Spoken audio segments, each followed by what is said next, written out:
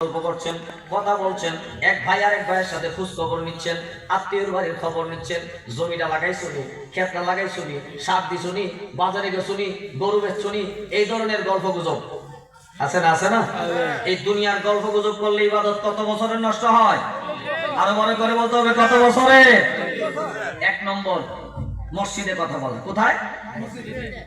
দুই নম্বর হলো এক নম্বরে মসজিদের ভিতরে কথা বলা, দুই নম্বর ফি তিলাওয়াতিল কোরআন, কোরআন তিলাওয়াতের সময় কথা বলা। কোন সময় কথা বলা? আর বলে করে বলেন। ইমাম সাহেব হুজুর কোরআন তিলাওয়াত করতেছেন, অথবা আপনার পাশে কেউ কোরআন তিলাওয়াত করতেছেন আর আপনি বসে বসে কথা বলতেছেন, এর নবীর উম্মত না। না, যদি আপনার পাশে কেউ কোরআন তিলাওয়াত করে আর আপনি যদি তিলাওয়াত করতে নাও পারেন, বসে বসে যদি শুনেন, তিলাওয়াত করনেওয়ালা যত সওয়াব পাইলো, আপনি তিলাওয়াত শোনার কারণে, মনোযোগ দিয়ে শোনার কারণে সমান সওয়াব আল্লাহ দান করবে। তাইলে লাভ না ক্ষতি? তাইলে এবার কোরআন তেলাওয়াত শুনলে কি কথা বলা যাবে? কথা বলা যাবে না। কটা গেল?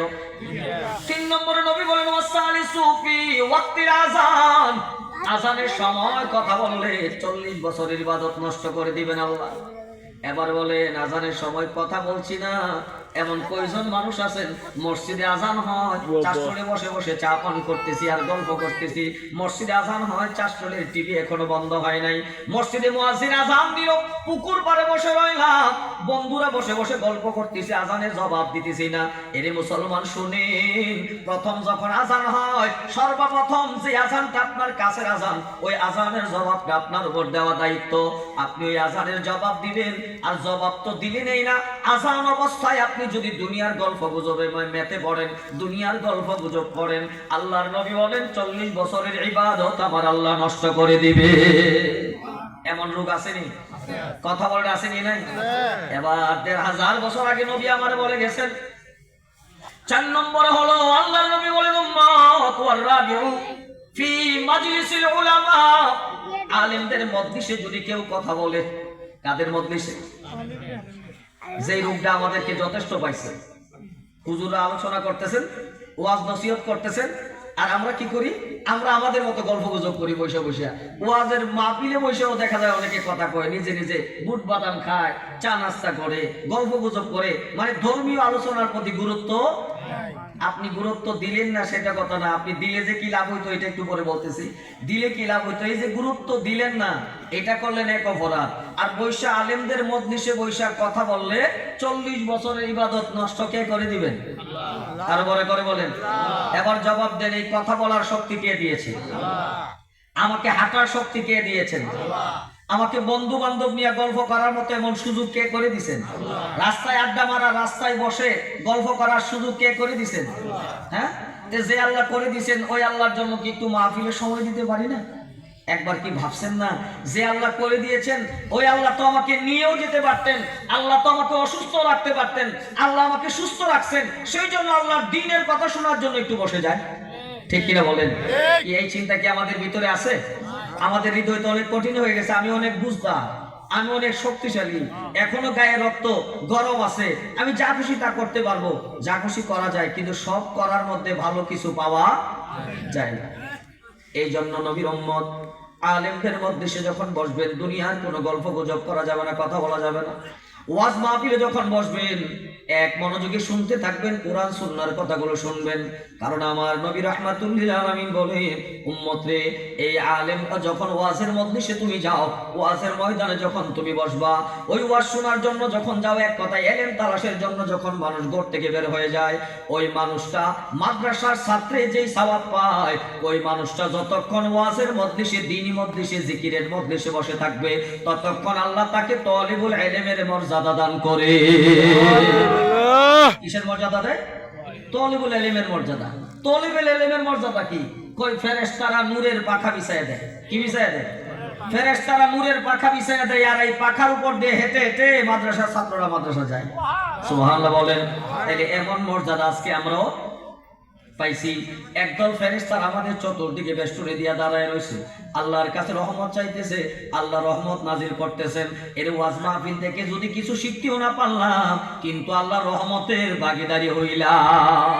যে মুখস্থ করতে পারছি না এখনো, কিন্তু রহমত যতক্ষণ থাকতেছি আল্লাহ গুনাহ মাফ করতেছেন, ততক্ষণ গুনাহ করার কোনো ব্যবস্থা নাই, বরঞ্চ গুনাহ মাফের ব্যবস্থা আছে। কারণ এই মজলিসে যদি একজনকে আল্লাহ ক্ষমা করে দেয়, তার উসিলায় আল্লাহ সবাইকে মাফ করে দেয়। এই জন্য আলেমদের মজলিসে বসে দুনিয়ার গল্প গুজব করা যাবে না।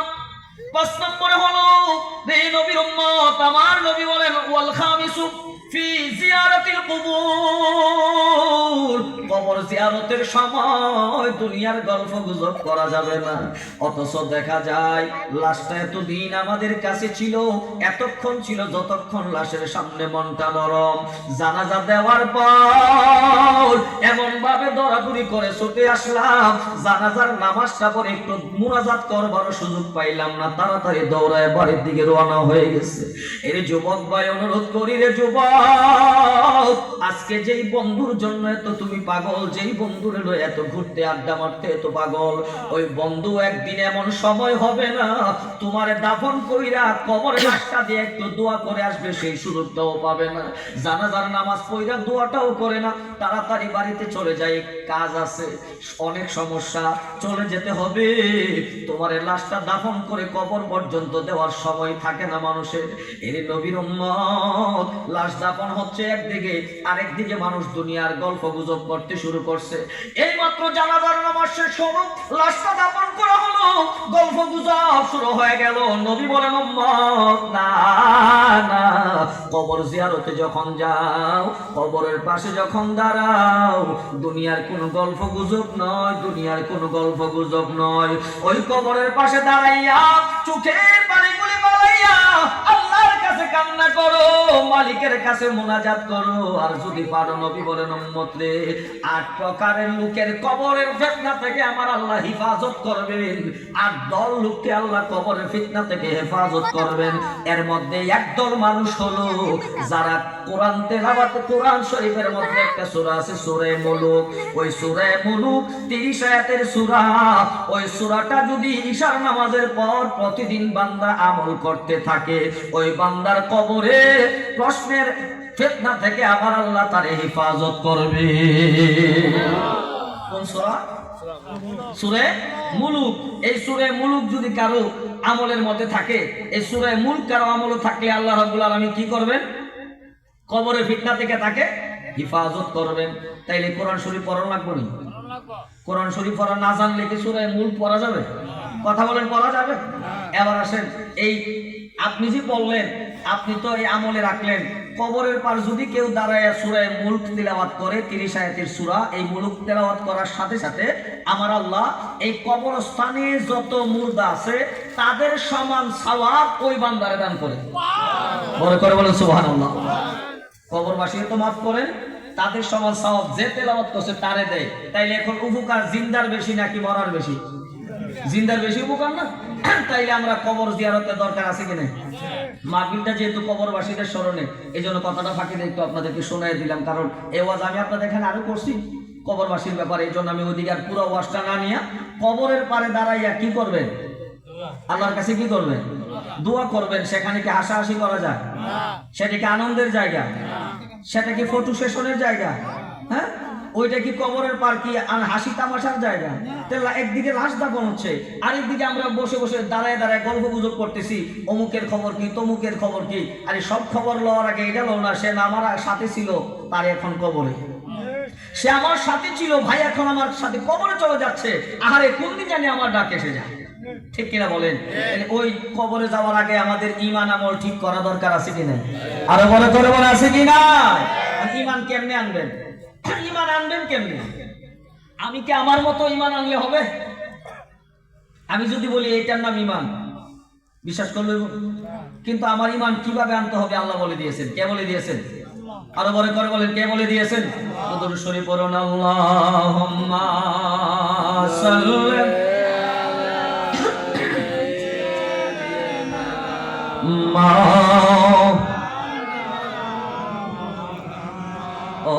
আলা সাইয়্যিদিনা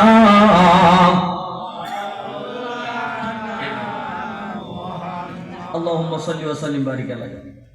আমার আল্লাহ বলেন আমিনু কামা আমানান নাস, ঈমান আনো মানুষ যেভাবে ঈমান আনছে। আল্লাহু আকবার বলেন। কথা কি কষ্ট হচ্ছে আপনাদের? সুর তো মাঝে মধ্যে দিব, তবে আগে আপনাদের কিন্তু বসায় তো নিতে হবে, কারণ আপনার গুরুত্ব যদি না বুঝেন, জিনিসের গুরুত্ব না বুঝলে ওই জিনিসটাকে সবসময় হালকাই মনে করবে, ঠিক কিনা বলেন? ওয়াজ মাহফিলের আমরা যেভাবে সহজ মনে করছি, যেটা মনে একটা প্যান্ডেল টাঙ্গাইলো, হুজুর আইলো, আর আমরা বসে একটু জমায়েত হইলাম, এটাই বুঝি দায়িত্ব শেষ। আর এই ওয়াজ মাহফিলটা অনেক গুরুত্বপূর্ণ একটা জায়গা, অনেক গুরুত্বপূর্ণ একটা জায়গা। সেই কথাগুলি পরে না বললাম, যেটা বলতেছিলাম, আল্লাহ বলছেন ঈমান আনো মানুষ যেভাবে ঈমান আনছে। কোন মানুষ? আমার ঈমান কার মতো হতে হবে? কারণ আমি একজন বক্তা, আমার ভাই উনি একজন বক্তা, উনি আরেকজন বক্তা, উনি একজন বক্তা, উনি একজন বক্তা। বক্তা হবে বিভিন্ন ধরনের, একই দলের মধ্যে এক একজন বক্তা থাকবে, এক এক দলের বক্তা থাকবে, কিন্তু একজন এসে বলবে এটার নাম ঈমান, আরেকজন এসে বলবে এটার নাম ঈমান, আরেকজন এসে বলবে এটার নাম ঈমান। তাহলে সবাই বলবে এক একজন করে এটার নাম ঈমান। এখন আসলে আমি ঈমান জানবো কোনটাকে? কি যে আমার কথাই নাকি কোরআন সুন্নাহ মোতাবেক? আল্লাহ কি বলে শুনেন। আপনি ঈমান কেমনে আনবেন, আমি কেমনে আনবো? আল্লাহ বলেন আমিনু কামা আমানান নাস। মানুষ যেভাবে ঈমান আনছে ওইভাবে ঈমান আনো। এখানে কোন মানুষের কথা আল্লাহ বলছেন? কই মানুষের কথা আমার আল্লাহ বলছে? অর্থাৎ নবীর সাহাবীরা আল্লাহর উপরে, রাসূলের উপরে যেভাবে ঈমান আনছে, রে দুনিয়ার মানুষ, তোমরা মুনাফিকদের মতো ঈমান আনিও না, তোমরা মুনাফিকদের মতো নয়। কারণ সাহাবীরা যেইভাবে ঈমান আনছে, সাহাবীদের মতো তোমরা তোমাদের ঈমানকে বানায় না। সাহাবীরা যেইভাবে আল্লাহকে বিশ্বাস করেছে, সাহাবীরা যেইভাবে রাসূলকে মানছে, সাহাবীরা যেইভাবে আল্লাহর উপর ঈমান আনছে, রাসূলের উপর ঈমান আনছে, ওইভাবে তোমরা আল্লাহর উপর, রাসূলের উপর ঈমান আনো। ঘোষণা আমার আল্লাহর, আমিনু কামা আমানান নাস। ওই নাস বলতে মানুষরা যেইভাবে ঈমান আনছে তাদের মতো ঈমান আনো। ওই মানুষগুলি কারা? এই মানুষ ওই লালপুরের শরীফপুর ইউনিয়নের নয়, আড়াইশিদার নয়, সাদেকপুরের নয়, বায়েকের নয়, এই বাংলাদেশের নয়, ব্রাহ্মণবাড়িয়ার নয়। ওই মানুষগুলি হচ্ছে তারা যারা আমার দয়াল নবীর সরাসরি দেখছে, নবীরে দেখা নবীর উপর কলমা কইরা ঈমান আইনা ওই ঈমান সহকারে দুনিয়া থেকে পর্দা করেছে। ওই সাহাবায়ে আজমাইন যেইভাবে ঈমান আনছে, আমার আল্লাহ বলেন তোমরা তোমাদের ঈমানটা ওইভাবে বানায় আল্লাহ। সুবহানাল্লাহ কি আসতে কইবেন? আপনি হাকিকতার মারফত কই খুঁজে বের করবেন? যে অমুক তো হাকিকতের কথা কইছে, অমুক মারফতের কথা কইছে, যত হাকিকত মারফত খুঁজবেন সব কোরআন হাদিস বিছরায়া দেখেন ওখানে কি আছে। আমি মন মতো বললে দিলে তো আর হবে না। আল্লাহ বলছেন ঈমান আনো কাদের মতো? সাহাবীদের মতো। আল্লাহু আকবার বলেন। এখন বলেন সাহাবীরা আল্লাহকে মানছেনি? কেমনে মানছেন? বুঝতে হবে না? রাসূলকে মানছেনি? কেমনে মানছেন? দলিল আছে না? এবার আসেন, আমার দয়াল নবী রাহমাতুল লিল আলামিন হাদিসে পাকের মধ্যে কি বলেন? আমার নবী রাহমাতুল লিল আলামিনের সাহাবীরা কি বলে শুনেন, সাহাবীদের কথা। আন জুনদুব ইবনে আব্দুল্লাহ قال كنا مع النبي صلى الله عليه وسلم ونحن فتيان حزابرة فتى علمنا الإيمان قبل أن نتعلم القرآن ثم تعلمنا القرآن فازددنا به إيمانا رواه ابن ماجه। সাহাবায়ে আজমাইন বলে আমরা সর্বপ্রথম ঈমান শিখতাম, প্রথমে ঈমান শিখতাম, ঈমান শিখার পর আমরা কোরআন শিখতাম। ওই কোরআন কেন শিখতাম? কোরআন শিক্ষার মাধ্যমে আমরা আমাদের ঈমানের শক্তি বাড়াইতাম। আল্লাহু আকবার বলেন। তাহলে সাহাবীরা প্রথম শিখতো কি? ঈমান। প্রথম কি শিখতো?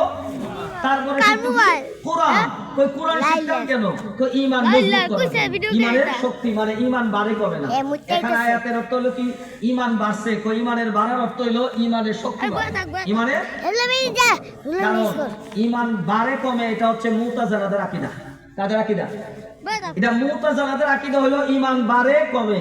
আর আহলুস সুন্নাহ ওয়াল জামাতের আকীদা হলো ঈমান বাড়েও না কমেও না। এই যেখানে আল্লাহর কোরআনে ঈমান বাড়ার কথা আছে, এর অর্থ হলো ঈমানের পাওয়ার বাড়ে। কি বাড়ে? এই যে লাইট এটা আছে, এটা যদি পাওয়ার বাড়ায় দেয়, এই যে মাইক এটা আছে যদি পাওয়ার বাড়ায় দেয় সাউন্ড আরো বেশি হবে, ঠিক কিনা বলেন? তো এটা বদলায় না। তো ইমান এমন এক জিনিস, ইমান এমন এক জিনিস যেটা কমেও না বাড়েও না, কমা বাড়ার কোনো সিস্টেম, এটা কমে বাড়ে এই কথা হচ্ছে মুতাজিলাদের আকীদা। আর আহলুস সুন্নাহ ওয়াল জামাতের আকীদা হচ্ছে ইমান কমেও না বাড়েও না, ইমানের শক্তি বাড়ে। ইমানের কি বাড়ে? আরো বলে করে বলেন কি বাড়ে? জাহান্নামী দল কয়টা? জাহান্নামী দল মোট ওই যে রাসূল বলছেন 73 দল হবে, এর মধ্যে কয় দল জাহান্নামী হবে? কয়টা দল? এটা সুন্নিদের ওয়াজ তো এটা শুনতে শুনতে মুখস্থ, ঠিক না?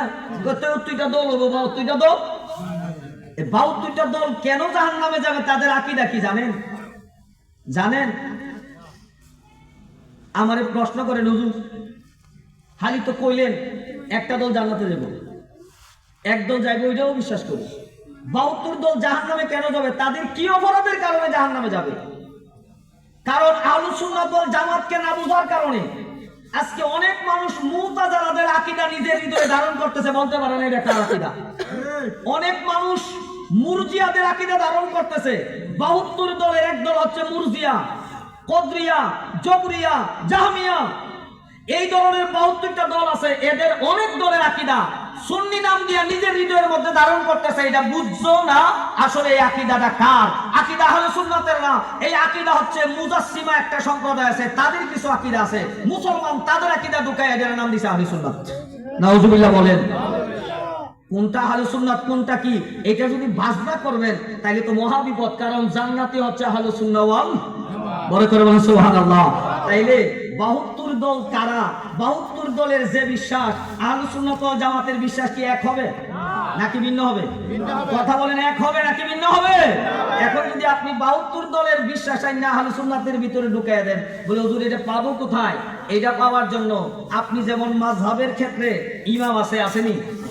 আছে না? চার মাযহাবের চারজন ইমাম আছে না? আকীদার ক্ষেত্রেও কোরআন সুন্নাহকে বুঝার জন্য আকীদারও ইমাম আমাদের আছে। ইমাম আমাদের আকীদার ইমামদের কিতাব আগে ফলো করেন, ওনাদের কিতাবে কি লেখা আছে। যদি নিজে কোরআন সুন্নাহ থেকে বের করার ক্ষমতা নাই, আকীদার ইমামরা কি লিখে গেছেন, জগৎ শ্রেষ্ঠ 1000 বছর আগে ইমাম উলামারা কি লিখে গেছেন এই আকীদা ব্যাপারে, সেটা বুঝতে হবে। না বুঝার কারণে সাধারণ মানুষের কাছে ভুল আকীদা প্রচার করার কারণে সাধারণ মানুষের ঈমান নষ্ট হয়ে যাচ্ছে, ঠিক কিনা বলেন? নষ্ট হইতেছে না? যেমন একটা কথা আমি বলি শুনেন, ঈমান কেমনে আনবে? আমরা যখন এখানে আমরা বসা আছি, আমাদের উপর দিয়ে আজকের দিনে সূর্য একবার উঠছে একবার ডুবছে। এখন বয়স বাড়ছে না কমছে? কথা বলেন। একদিক দিয়ে কমছে আরেক দিক দিয়ে বাড়তেছে না? এক হিসাব করতেছি যে বয়স বাড়তেছে, তার বয়স কত? 40। এখন আজকে একদিন বাড়ছে, এখন কত হইছে? 40 বছরে একদিন বাড়লো, 2 দিন বাড়লে 2 দিন গেল, তাই বয়স বাড়ে আবার একদিক থেকে কমতেছে না? কি আপনাদের অসুবিধা হচ্ছে? বয়স কমতেছে। এবার বলেন তো এই বয়সের সাথে আল্লাহর কোনো সম্পর্ক আছে নি? আছে? কথা বলেন আছে? লা ইয়াজরি আলাইহি জামান, আল্লাহর উপর দিয়া কোনো সময় অতিবাহিত হয় না। আল্লাহর উপর দিয়া কোনো সময় অতিবাহিত হয় না। আল্লাহ কোনো সময়ের সাথে নির্ধারিত না, আল্লাহ কোনো স্থানের সাথে নির্ধারিত না। লাইসা কামিসলিহি শাইউন, আল্লাহর সাথে কারো কোনো তুলনা নাই। লা বিজাতিহি ওয়ালা বিসিফাতিহি, আল্লাহর জাতের সাথে তুলনা নাই, সিফাতের সাথে তুলনা নাই, আফআলের সাথে তুলনা নাই। এটা হচ্ছে আহলুস সুন্নাহ ওয়াল জামাতের আকীদা। এখন আপনি ঘুরে ফিরে যদি আল্লাহ সম্পর্কে আকীদাই না জানেন, মুসলমানদেরকে বুঝাইবেন কি আর নিজে ঈমান ঠিক রাখবেন কেমনে? শুধু আবেগে তো সারা দুনিয়া চলে না। ঈমান আকীদা ঠিক করে আমাদেরকে কথা বলতে হবে এবং শুনতে হবে, ঠিক কিনা বলেন? আল্লাহ রাব্বুল আলামিন এই জন্য বলছেন ঈমান আনো কেমনে? সাহাবীরা যেভাবে, কারণ সাহাবীরা নবীদের দেখে দেখে শিখছে। সুবহানাল্লাহ কি আসতে করবেন? আমরা দেখছি, আমরা কি নবী দেখছি?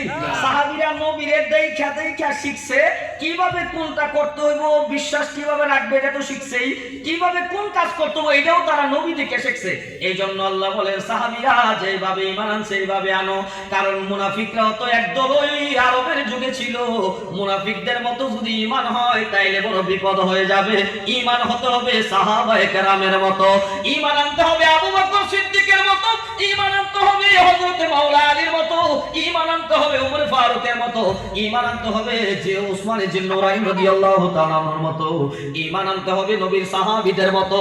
এই জন্য আমার দয়াল নবী রাহমাতুল লিল আলামিন হাদিসের মধ্যে বলতেছেন, এরে সর্বপ্রথম ঈমানের ব্যাপারে আমাদের গুরুত্ব দেওয়া লাগবে।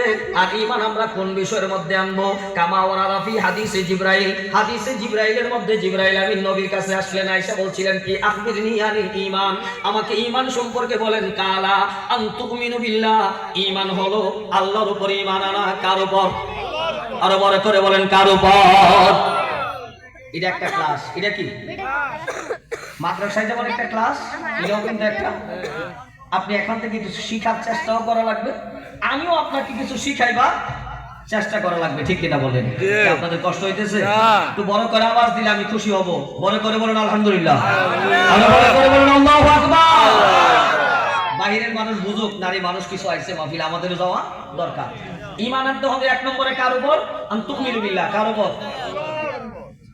ওয়াল মালায়েকাতিহি, ফেরেশতাদের উপর, ওয়া কুতুবিহি, কিতাবের উপর, ও রাসূলিহি, যত নবী রাসূল ছিল তাদের উপর, ওয়াল ইয়াউমিল আখির, আখিরাতের উপর, ওয়া তুমিনা বিল কদরি খাইরিহি ওয়া শাররিহি, তাকদীরের ভালো মন্দের উপর ঈমান আনা লাগবে। এক কথায় আমানতু বিল্লাহর মধ্যে যা আছে এইগুলির উপর ঈমান আনা লাগবে, ঠিক কি না? কারণ শুধু গলায় পড়ছেন না মক্তবে আমানতু বিল্লাহি ওয়া মালাইকাতিহি ওয়া কুতুবিহি ওয়া রাসূলিহি, পড়ছেন না? এই যে আমানতু বিল্লাহ পড়ছিলেন, এটার ভিতর আপনার পুরা ঈমান, আপনার পুরা ঈমান। এবার বলেন নামাজ ভঙ্গের কারণ আসেনি? উযু ভঙ্গের কারণ আসেনি? আছে না? উযু ভঙ্গের কারণ আছে না? নামাজ ভঙ্গের কারণ আছে না? তাইলে উযু যদি ভাঙে, নামাজ যদি ভাঙে, রোজা যদি ভাঙে, ঈমান ভাঙেনি না? হ্যাঁ, কথা বলেন, ঈমান ভাঙেনি? ভাঙে না? ভাঙে। ঈমান ভঙ্গের কারণ আসেনি? হুজুর ঈমান ভঙ্গের কারণ কি? উযু ভঙ্গের কারণ তো শিখলাম, নামাজ ভঙ্গের কারণ শিখলাম, ঈমান কেমনে ভঙ্গ হয়? উযু যেমন করলে উযু ভাঙারও সিস্টেম আছে, ঈমান আনার পরও ঈমান চলে যাওয়ার কারণ হয়ে দাঁড়ায় যদি এমন কোন কুফরি বাক্য জবান দিয়ে বের হয়, তখন ঈমান নষ্ট হয়ে যায়। ঈমান কি হয়ে যায়? নষ্ট হয়ে যায়। আপনি যদি বলছেন বুঝেন যে একবার তো ঈমান আনলে হইলে সে যাবে কি? একবার ঈমান এনে ফেলছেন, যাওয়ার তো ব্যবস্থা নাই, নারী নবীর উম্মত না। ঈমান চলে যায়, ঈমান চলে যাওয়ার কারণ যদি হয় তখন ঈমান চলে যায়। কোন মানুষ যদি আল্লাহ ব্যাপারে, রাসূল ব্যাপারে, কিতাব ব্যাপারে, কোরআন ব্যাপারে, ফেরেশতা ব্যাপারে তার আকীদা খারাপ হয়, তখন ঈমান থাকে না। ঈমান যখন চলে যায় লোকটা, তখন মুসলমান থেকে যদি ঈমান চলে যায় তখন মুরতাদ হয়ে যায়। এর নবীর উম্মত ঈমান আনা লাগবে আল্লাহর উপর। আল্লাহ কোরআনে হাকিমে কি বলে শুনেন, ইন্নামাল মুমিনুনা আল্লাযীনা আমানু বিল্লাহি ওয়া রাসূলিহি সুম্মা লাম ইয়ারতাবু ওয়া জাহাদু বিআমওয়ালিহিম ওয়া আনফুসিহিম ফি সাবিলিল্লাহ উলাইকা হুমুস সাদিকুন।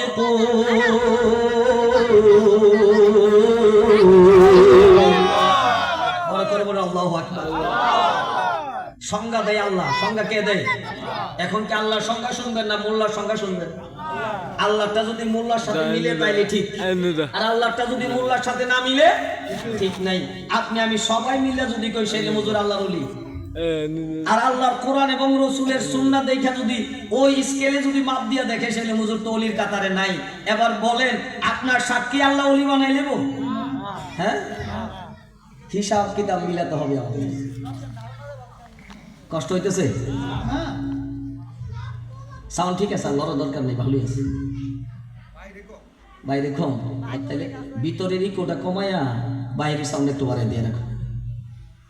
আমার আবার ইকো বেশি দরকার নাই, কারণ আমি খুব একটা ইকো লাগে না কথা বললে।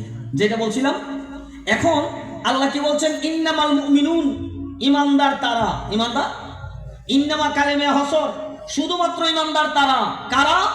আমিনু বিল্লাহি ওয়া রাসূলিহি, যারা ঈমান আনছে আল্লাহর উপর রাসূলের উপর, আল্লাহু আকবার বলেন, যারা আল্লাহর উপর ঈমান আনছে রাসূলের উপর ঈমান আনছে, সুম্মা লাম ইয়ারতাবু, এই ঈমান থেকে আর ফিরে যায় না, বরং ওয়াজাহাদু বিআমওয়ালিহিম, এবং জিহাদ করেছে, প্রচেষ্টা করেছে তাদের সম্পদ দিয়া, ও আনফুসিহিম, নিজের জান দিয়া, নিজের মাল দিয়া আল্লাহর পথে যারা প্রচেষ্টা চালাইছে, উলাইকা হুমুস সাদিকুন, তারাই হইল সত্যবাদী, তারাই হলো সত্যবাদী। বড় করে বলেন সুবহানাল্লাহ।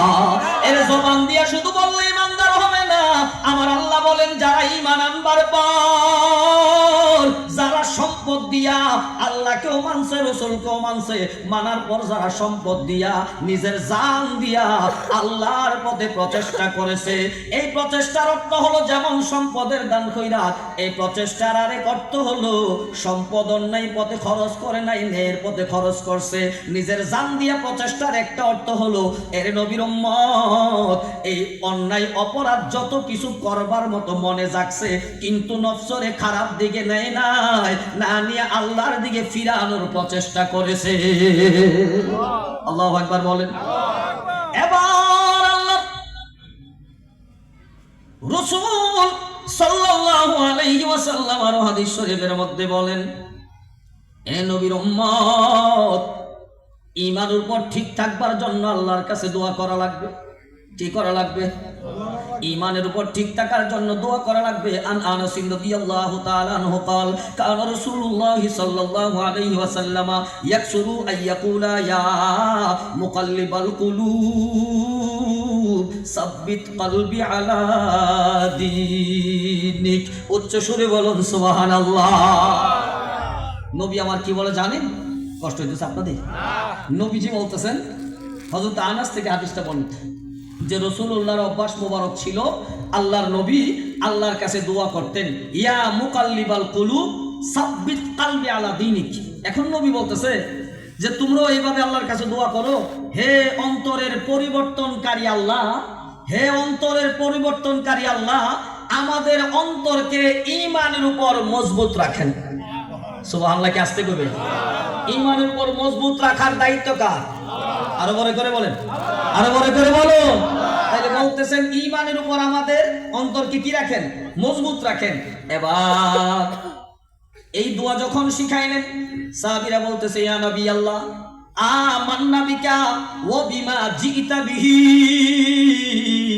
নবী গো, আপনার উপর তো ঈমান আনছি, আপনারও মানছি, আপনার উপর যা নাজিল হয়েছে তাও তো মানলাম, ঈমান তো আনলাম, নতুন করে আবার কিসের ঈমানের জন্য আল্লাহর কাছে দোয়া করতাম, এটার কেন ভয়? ও ফাহাল তাখাফু আলাইনা, আমাদের ঈমান ব্যাপারে আর ভয়ের কি আছে? আল্লাহর নবী বলে আছে, কালা নাম ইন্নাল কুলুবা বাইনা ইসবাঈন। নবী বলে রে, অন্তরের দুইটা দিক আছে। কয়টা দিক? রাসূলুল্লাহ বলে অন্তরের দুইটা দিক, মিন আসাবিল্লাহি ইউকাল্লিবুহা কাইফা ইয়াশা। আল্লাহ এই দুই দিকের যেদিকে ইচ্ছা ঘুরায়া দেয়। এই জন্য আল্লাহর কাছে সব সময় দোয়া করবা, ইয়া মুকাল্লিবাল কুলুব সাব্বিত কলবি আলা দীনিক। বড় করে বলুন আমিন। আরো বড় করে বলেন আমিন। এই দোয়াটা মনে থাকবো, ইয়া মুকাল্লিবাল কুলুব সাব্বিত কলবি আলা দীনিক। এই দোয়াটা যদি মনে নাও থাকে, আপনি কি করবেন জানেন? হে আল্লাহ, অন্তরের পরিবর্তনকারী আল্লাহ, তুমি আমার অন্তরটা ঈমানের উপর অটল রাখো। বাংলাতে কইতে পারবেন তো? বাংলাতে বলতে পারবেন না? সব সময় এই দোয়াটা করবেন, সব সময় এই দোয়াটা করবেন। এবার সাহাবীরা ঈমান মজবুতের জন্য দোয়া করছেন। কি করছেন? সাহাবীরা ঈমান মজবুতের জন্য কার কাছে দোয়া করছেন? আর আমি যে একবার ঈমান আনছিলাম, আমার ঈমান মজবুতের জন্য আর দোয়া করার দরকার নাই? কথা বলেন, দরকার নাই নাকি আছে? আছে। কারণ সাহাবায়ে কেরাম ঈমান মজবুতের জন্য দোয়া করছেন, আল্লাহ শিখাইয়া দিয়েছেন। আমার আল্লাহ কোরআনে বলেন, ইয়া আইয়ুহাল্লাযীনা আমানু দুখুলু ফিস সিলমি কাফা। আল্লাহ বলে, মুমিন পরিপূর্ণভাবে ইসলামের ভিতরে প্রবেশ করো। কিভাবে? অর্ধেক না পুরাপুরি? অর্ধেক না পুরাপুরি? এখন প্রশ্ন হইলো, অর্ধেক হইলো কেমনে আর পুরাপুরি কেমনে হইলো? এক লোক ঈমান আনছে। কি আনছে? ঈমান আনছে। ঈমান আনার পরে সে কি করে জানেন? আগের ধর্মে, ইহুদিদের ধর্মে শনিবার দিনের ইজ্জত করত। কোন দিন? কথা বলেন, কোন দিনের? এই সাউন্ডটা একটু ইয়া করো না, ডাক্তার একটু কম রাখো। শনিবার দিনের ইজ্জত করত। আর উটের গোশত খাইতো না, দুধ খাইতো না। কি করতো না? আওয়াজ দেন, কি খাইতো না? উটের গোশত খাইতো না, দুধ খাইতো না। এখন উটের গোশত খায় না, উটের দুধও খায় না, শনিবার দিনের ইজ্জত করে। সাহাবীরা বলতেছেন, ইয়া রাসূলুল্লাহ, নবী, এই যে সে ঈমান আনছে আমাদের সাথে ঠিক, কিন্তু ঈমান আনার পরে সে তো আগের ধর্ম পালন করে।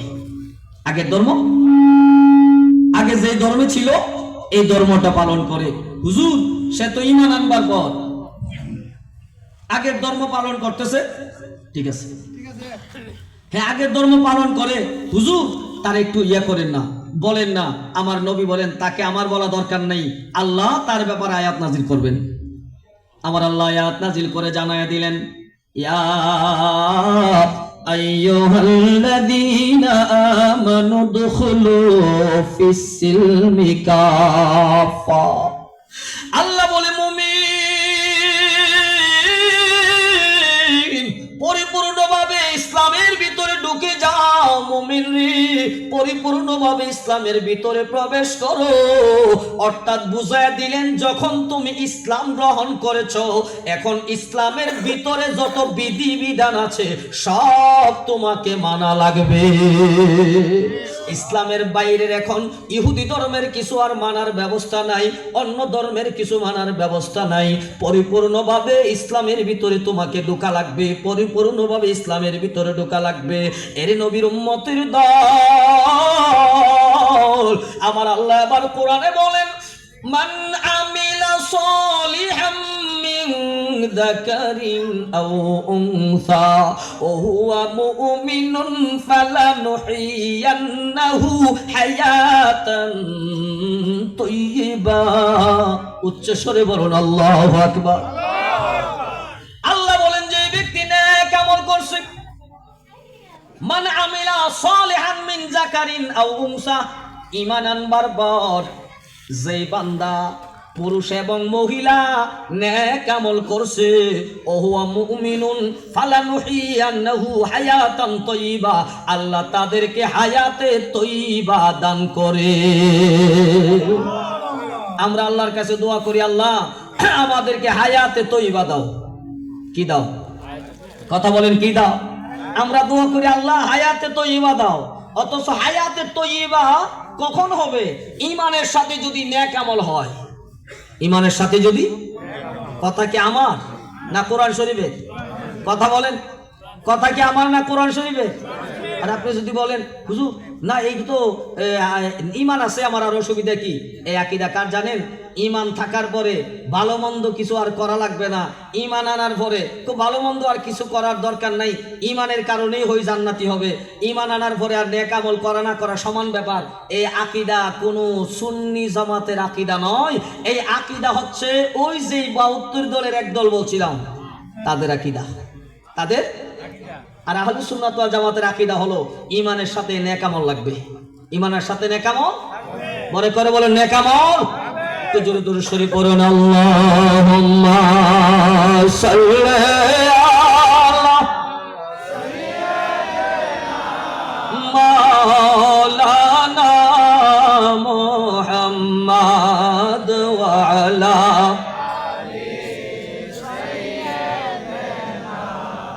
মাওলানা মুহাম্মাদ ওয়া আলা আলি সাইয়্যিদিনা মাওলানা। কবে জানি মরণ হবে,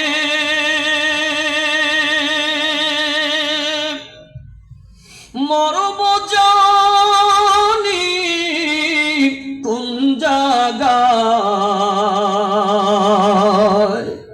মরণ কালে যেন মোরা নূর নবীকে দেখতে পাই। আল্লাহুম্মা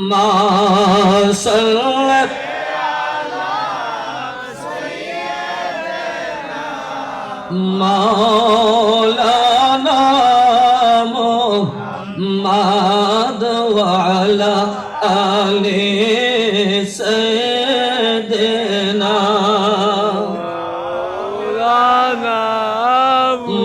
محمد وعلى آل سيدنا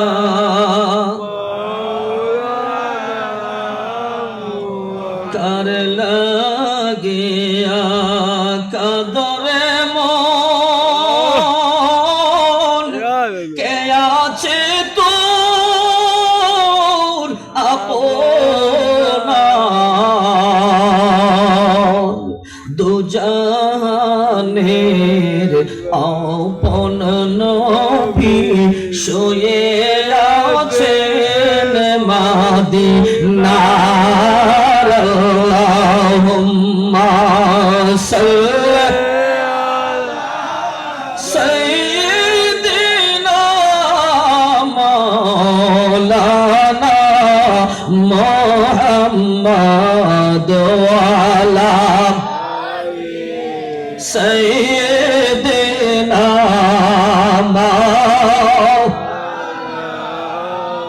আল্লাহুম্মা সাল্লি ওয়া সাল্লিম ওয়া বারিক আলাইহি।